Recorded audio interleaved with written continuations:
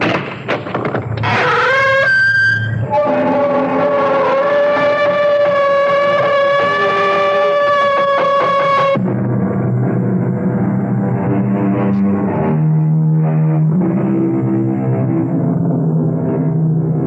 in. Welcome. I'm E.G. Marshall. Welcome to a world where fears and suspense are the order. In cities and towns of North Africa, it's a common sight to see an old man sitting in the public square, surrounded by an admiring crowd who squat on their haunches as they listen to an age-old tale of courage, of romance, but above all, of mystery. Like that old man, the public teller of tales, I have a story for you. A story that takes place in our own country, which deals in matters that defy explanation. Matters which can be explained only from the tomb. What are you doing, Hugh?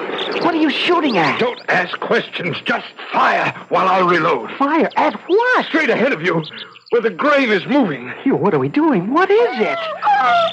You saw it this time, didn't you? You saw the movement, the blurry outline of a shape. I saw a movement, but nothing else. Well, where are your eyes, Bill? It was there. You just had a look and you'd have seen it. I think. What the devil are you talking about, Hugh? Seen what? You know. The thing. The damn thing.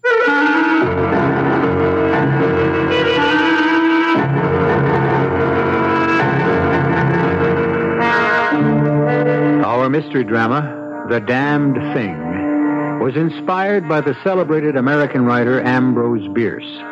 It was especially written for the Mystery Theater by Arnold Moss. It stars Robert Dryden and Joan Tompkins. It is sponsored in part by Buick Motor Division and Sign-Off, the sinus medicines. I'll be back shortly with Act One.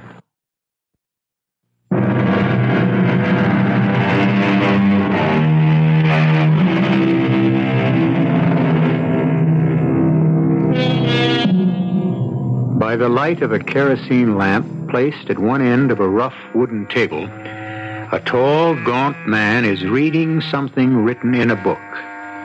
The man reads silently as his fingers trace the words. As the man lifts the book toward the light, the shadows cast by the ledger throw half of the small room into darkness, obscuring the faces of 7 men sitting against the log walls of the little cabin.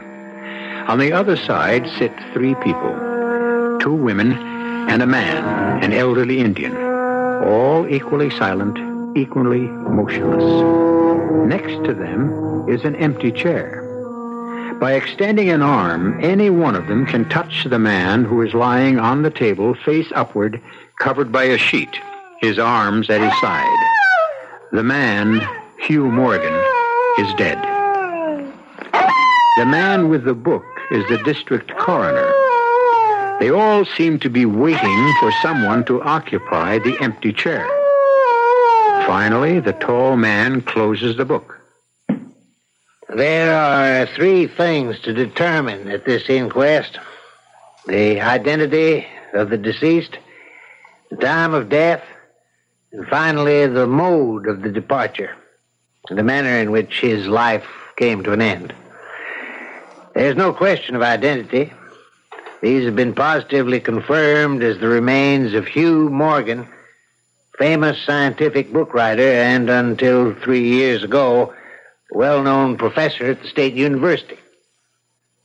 Upon resigning from the university, he came up here to our mountains with Mrs. Morgan to get away from city life, to get what he called closer to nature. He built this cabin pretty much with his own hands.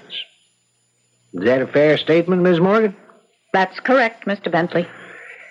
The time of death has been determined by medical examination as between 36 and 48 hours ago. We are now waiting for Mr. William Harker, the young newspaper fellow from San Francisco, former student of Professor Morgan's. His testimony, we are led to believe, may be of the greatest importance in this determination. Until such time as he arrives, we shall proceed with the investigation. I first call on the wife, the widow of the demised. Miss Morgan, if you please. Yes? Would you kindly repeat to these gentlemen what you've already told me about how your late husband met his death? My husband loved these mountains. Second only to his work, his writing. He loved nothing more dearly than walking, hunting, fishing, in all seasons, all kinds of weather. No, of course. Tell us, please, about the visits of young Mr. Harker.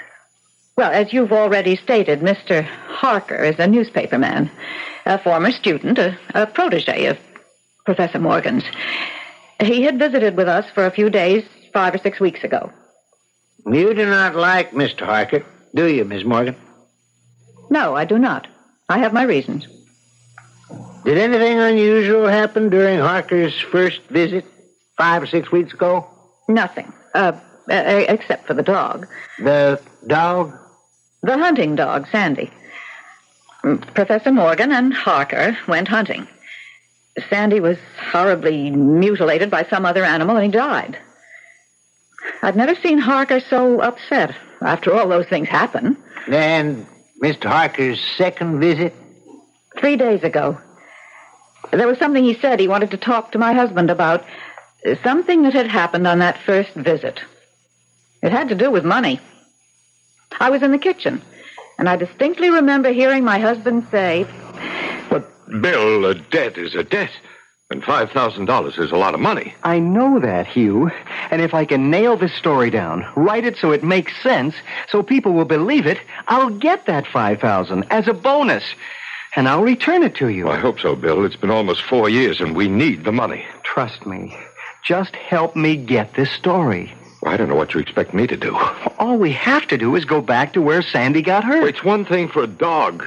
Now, just suppose... Stop worrying. What makes you think you can write it so that the paper will take it? With your help, I can do it. Get your gun. I've got it. Is it loaded? Of course. All right, let's go. And the two of them left the cabin, both with loaded guns. What time of the day was it, Miss Morgan? It wasn't day. It was night. Night before last. Clear, bitterly cold. It was a sharp night. I remember looking out the window after them. They had been gone no more than 5 minutes when I heard the strangest sound. It's hard to describe to you. And then almost immediately there was a scream. And then 2 shots, one right after the other. And then, Miss Morgan? A few minutes later, young Harker burst into the cabin looking as if he'd seen a ghost. He could hardly speak. When he was able to catch his breath, he said, Mrs. Morgan, he was dead. Killed. Who killed him, Mr. Harker? I don't know. I was right there. And heaven help me, I don't know. And it's your feeling, Miss Morgan, that... My husband was a big man, sir. A strong man. He played football at college, wrestling team, too. The only thing he couldn't do was swim. But he was in perfect health. And Mr. Harker's a very slight young man. No match physically for my husband. Which leads you to believe... To do away with Hugh, Harker needed his gun. In other words, you're convinced that the shots you heard... Had to come from William Harker's hunting rifle. A double-barreled gun. Harker's motive being... To wipe out Hugh and his debt to him at the same time. For the time being, I must ask these gentlemen of the jury to question what you're implying. You see, there is some doubt whether Mr. Harker or anybody else could possibly have shot your husband. Well, why is that? Because the condition of the body is such that at this time we cannot tell whether or not it contains so much as a single bullet wound. I call now on Miss Viola May Atwater. Miss Atwater? Call me Viola May, like everyone else does. Yes, of course. Now, it's been previously established, Miss Viola May, that you work here in the Morgan household? Worked. And your duties were? Keeping the place clean, doing some of the cooking, especially when Mrs. Morgan wasn't feeling just right. Oh, driving to town in the wagon for supplies and... Mm-hmm. Professor Morgan was in love with you, wasn't he? Well, wouldn't exactly call it love, but we did get along quite well. I'd like for you to tell us all how well. I'm going to have Hugh's child. That's how well. Thank you, Viola May. Now, you do understand why we're all here, don't you? Well, I think so.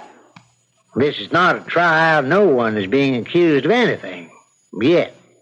We're just trying to find out the truth.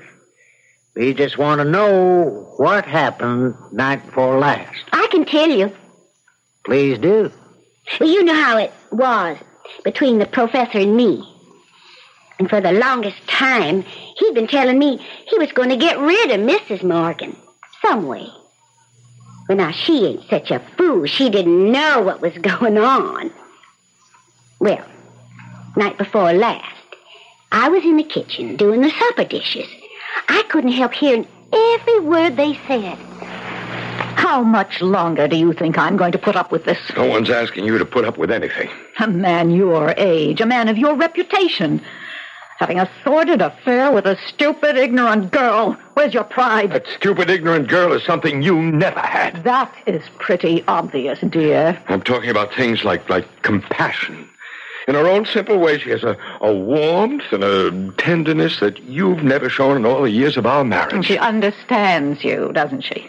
You poor misunderstood... And there's something else, since you've started it. Viola May is going to have my child.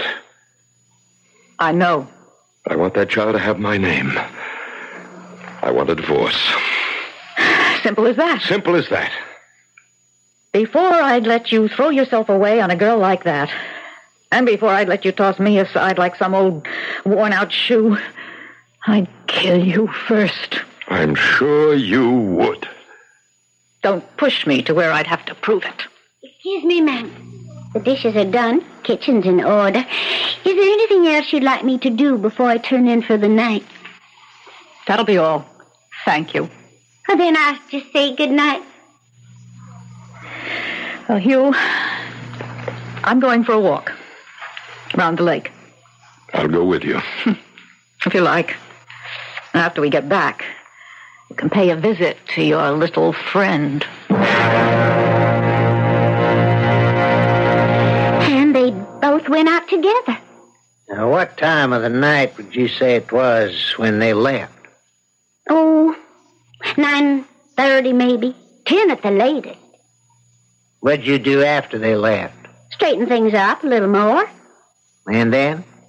Well, they wasn't gone very long. Maybe 5 minutes. Not more. When I heard a most peculiar sound, like nothing I'd ever heard before.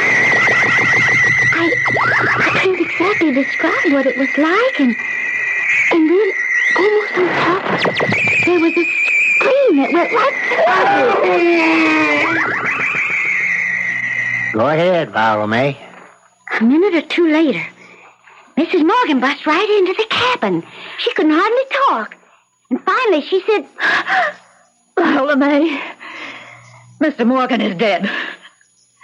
Drowned in the lake.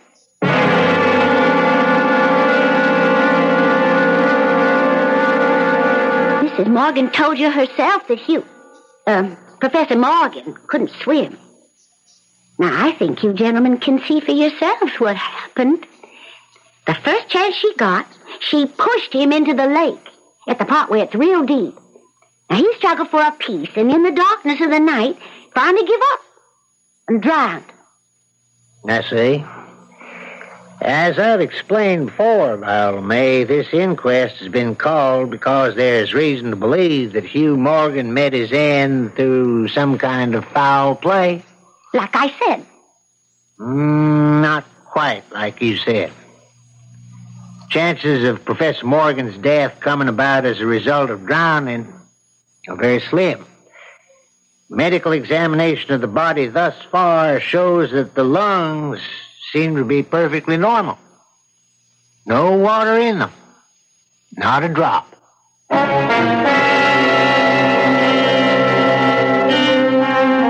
Absolute truth is a very strange thing. What seems real to one person is very often a lie to another. The fact, as one person sees it, becomes a fiction in the eye of his neighbor. What, then, is real? And at what point does imagination, for example, color reality? I'll return shortly with Act Two.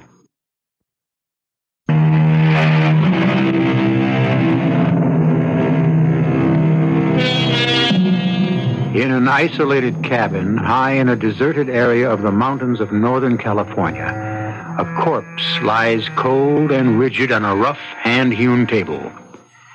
The dead man, science writer Hugh Morgan, has come to an unexplained and unnatural end. The district coroner and his jury await the arrival of a man who may turn out to be the key witness in this death. Two other witnesses, the wife and the mistress of the dead man, have already testified.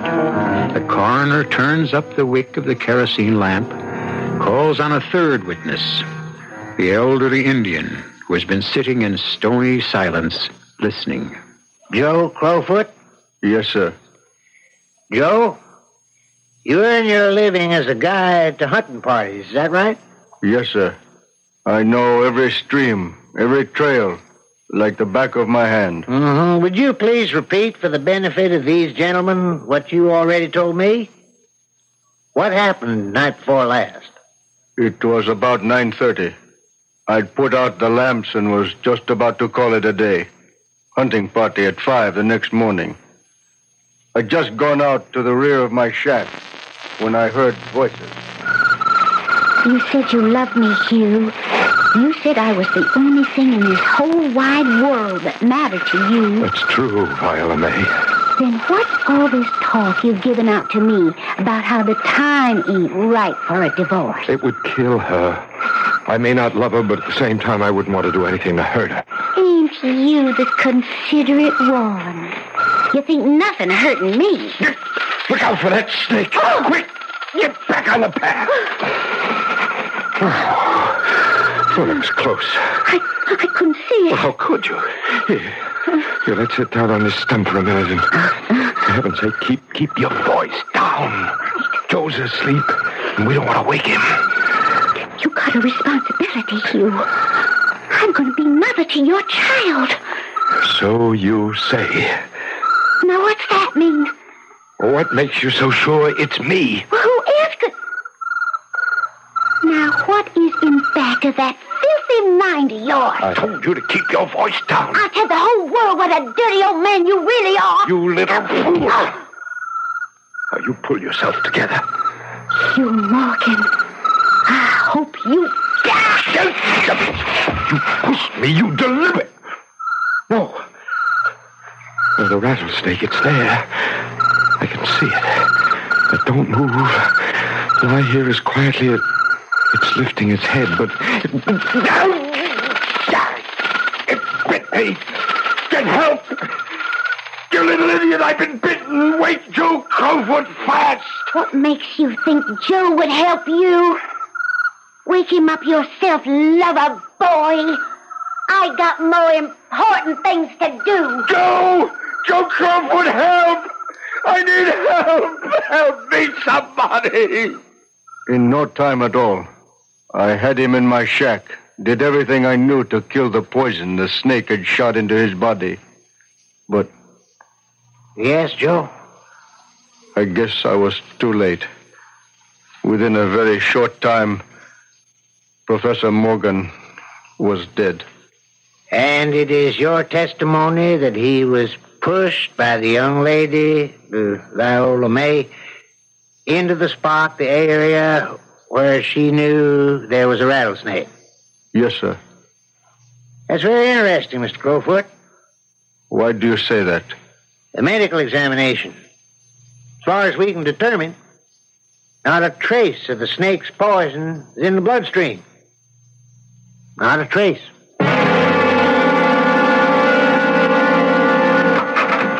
Mr. Bentley, I got here as fast as I could. You, young man, are... I'm William Harker of the San Francisco Press. Forgive me if I've held things up. Oh, delighted to see you, Mr. Harker. I left the minute I got your call. This is not the easiest place to get to. I want to finish this business tonight. Well, I think you should know that when I left here early yesterday morning, it was not to evade your summons. No?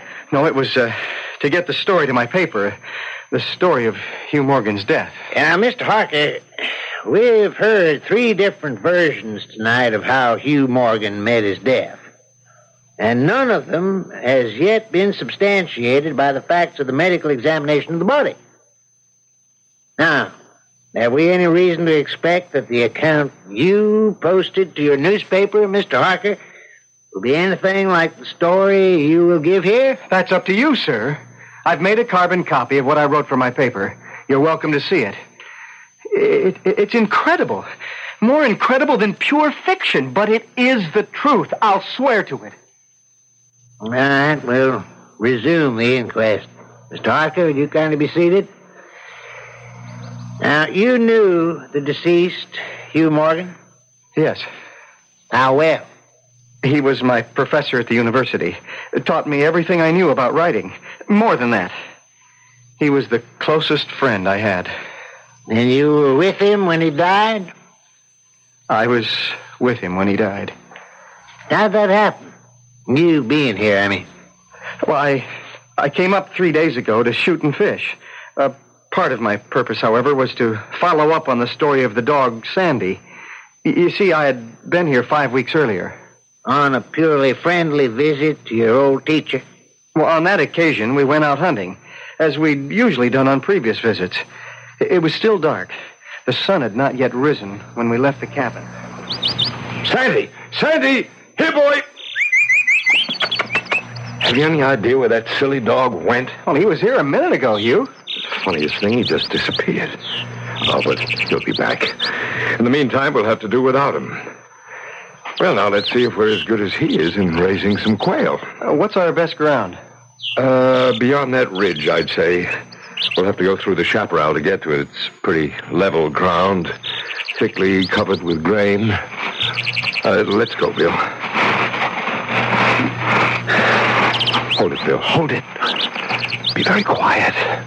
What is it? Just listen. What is that? I think we've startled a deer. Oh, I wish we'd bought a rifle instead of just shotgun. Shh, be very quiet. What are you doing, Hugh? You're not going to fill up a deer with quail shot, are you? Is anything wrong? Hugh, have we jumped a grizzly? Cock your gun, Bill. Well, now what? Everything's so quiet. What is it? Just keep your eyes open and your mouth shut. Keep low, very low, and watch. And that's exactly what I did. What happened next? A minute or two went by. Suddenly, there was this weird sound that seemed to come from out of nowhere. It grew louder and louder. It got to the point where I had to put my hands over my ears to shut out the sound. It was so shattering. And then it stopped. As suddenly as it had started. And what did you see, Mr. Harker? Well, up until then, the bushes had been deathly still. Not a bit of movement of any kind.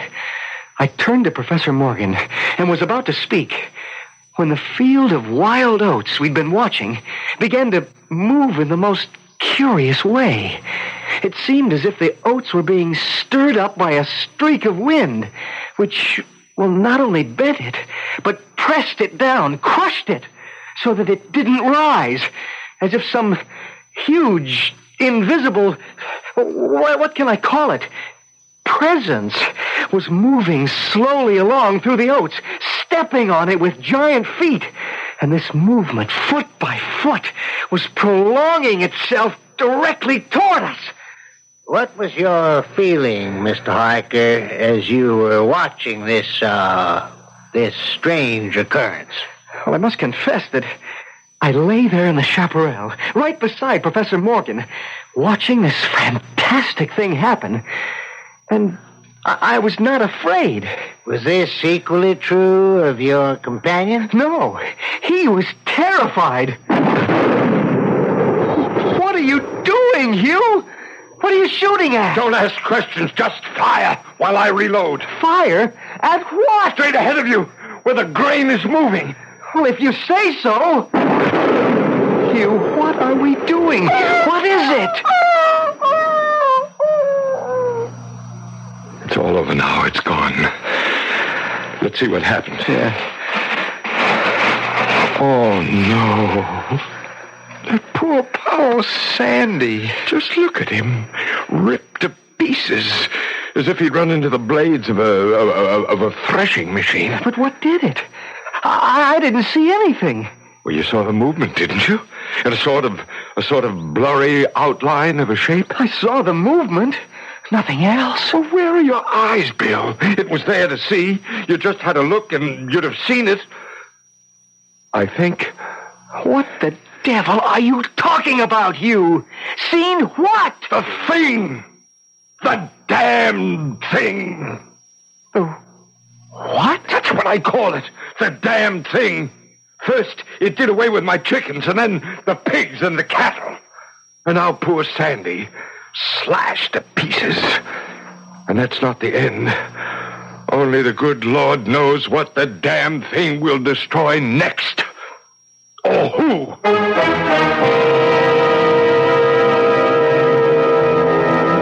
Is it possible that there is a grain of truth in the incredible story Harker has just told? And can Hugh Morgan's fear of a shapeless, sinister force, of a thing that seems to challenge all reason and logic, be justified?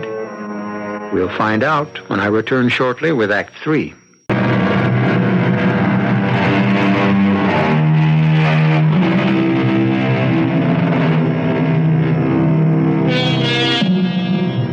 From the blank darkness outside the cabin come the familiar noises of night in the wilderness, the long, nameless note of a distant coyote, and all that mysterious chorus of small sounds that seem always to have been but half heard when they suddenly cease. But none of the company present seems to be aware of anything other than the corpse on the table before them.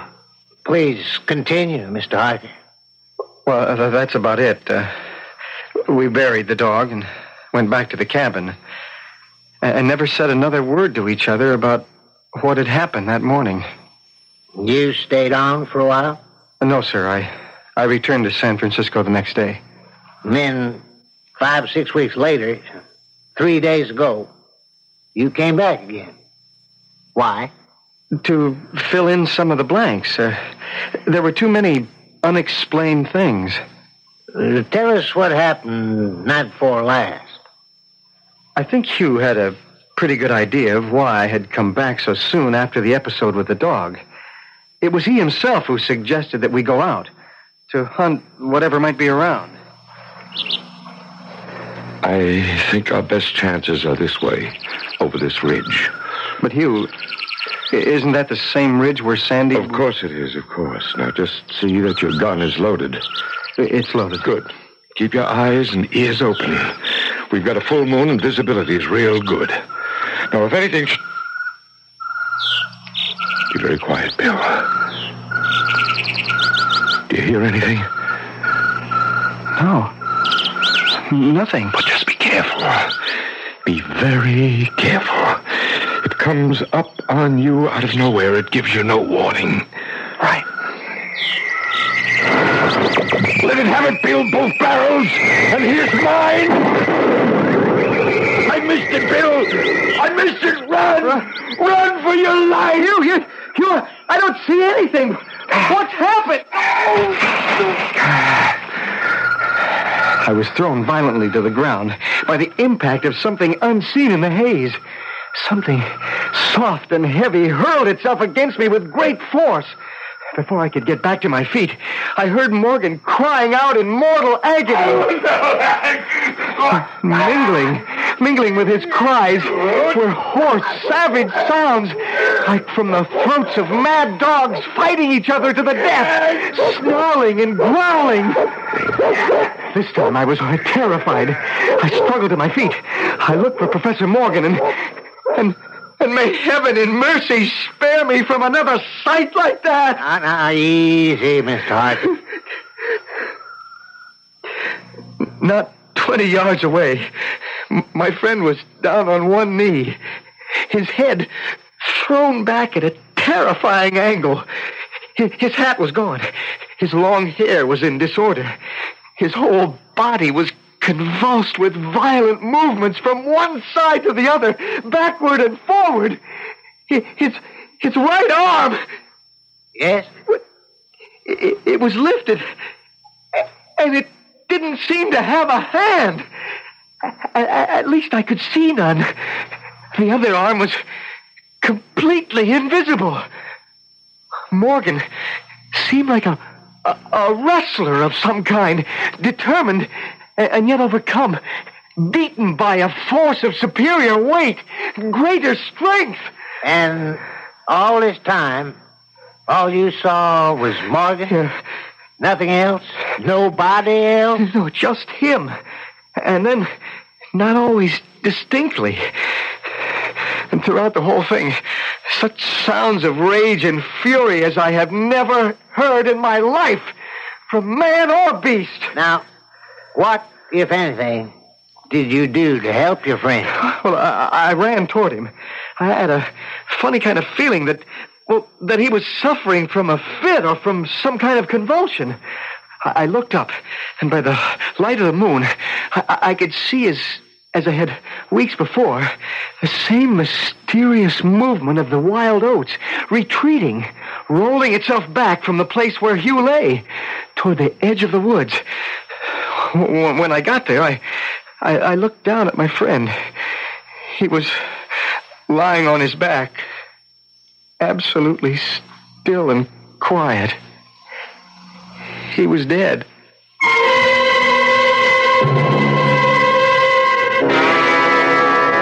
Gentlemen, you've now heard 4 different accounts from 4 different witnesses.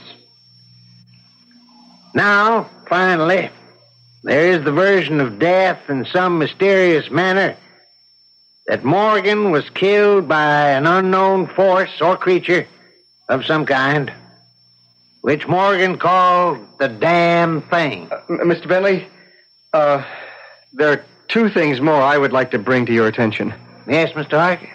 First, that book you placed under the table, I recognize it as Professor Morgan's diary.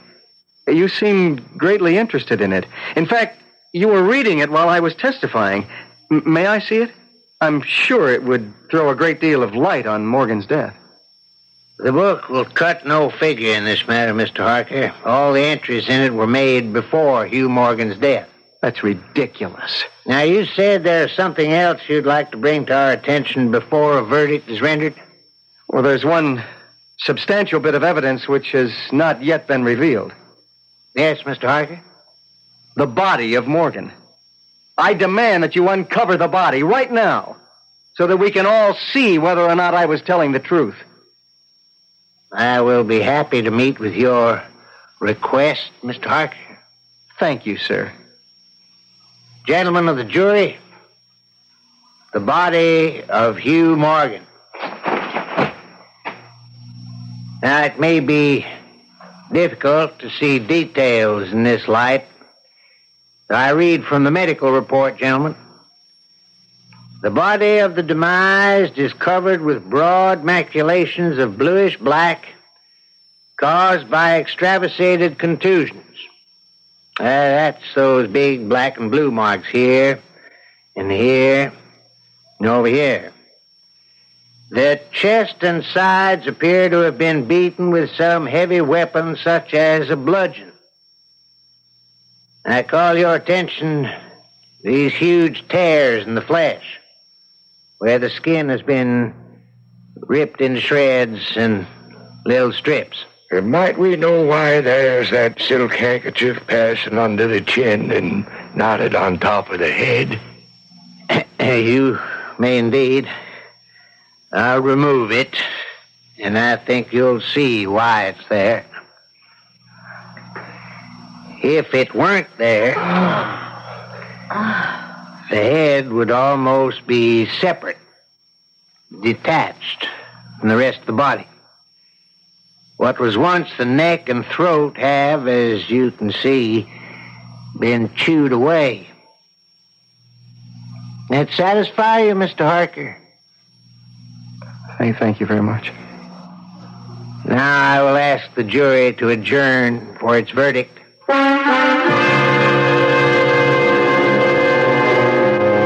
We, the jury, do find that the remains of Professor Morgan come to their death at the hands of a mountain lion. You can't mean that! Just the same as some of us thinks that the remains was subject to a simple case of fits.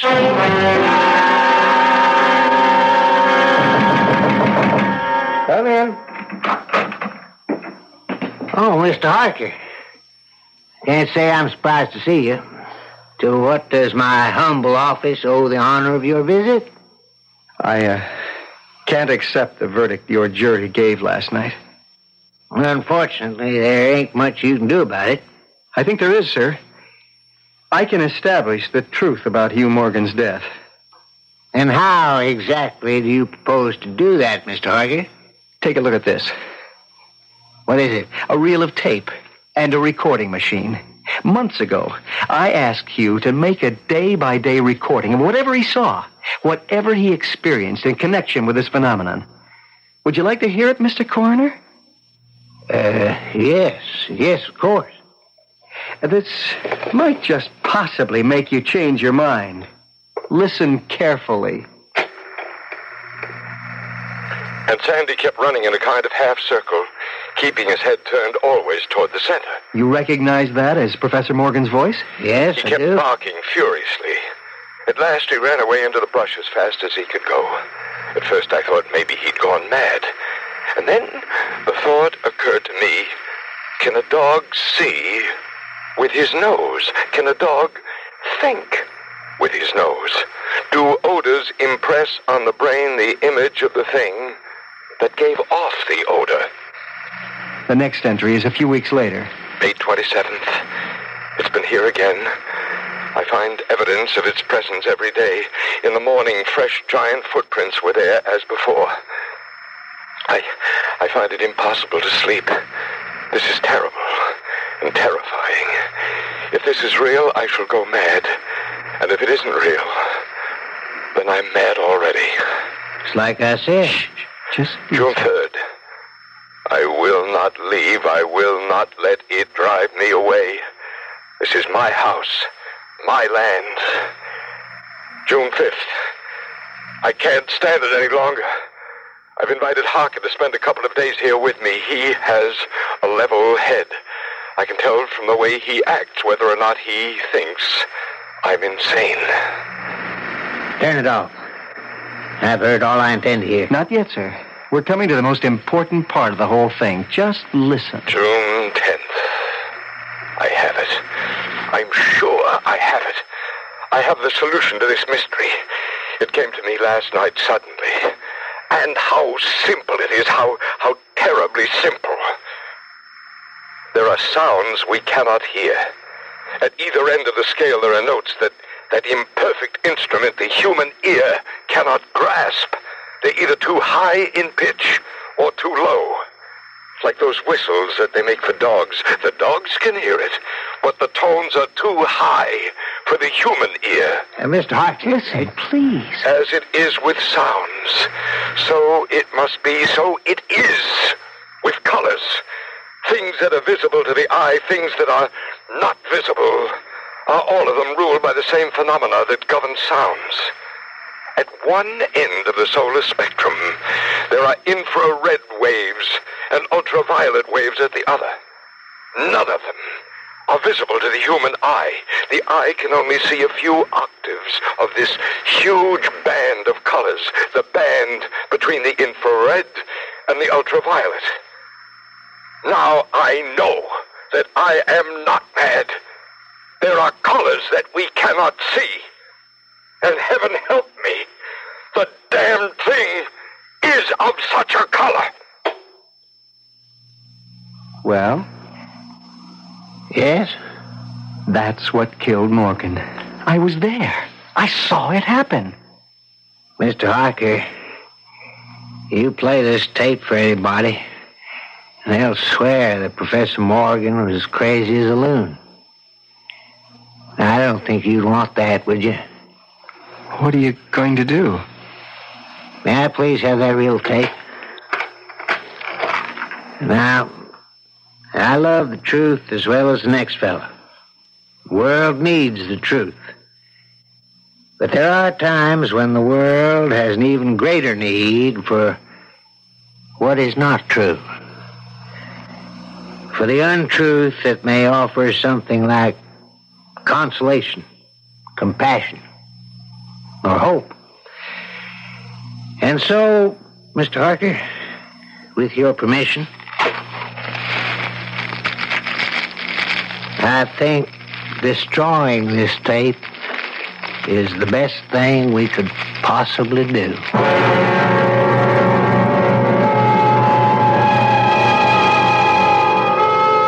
As the last foot of tape turned into ashes, the skies opened up and it began to rain. And the mutilated body of Hugh Morgan rested quietly where it was. They say, blessed is the bride the sun shines on, blessed is the corpse the rain falls on. Who knows? I'll be back in a moment.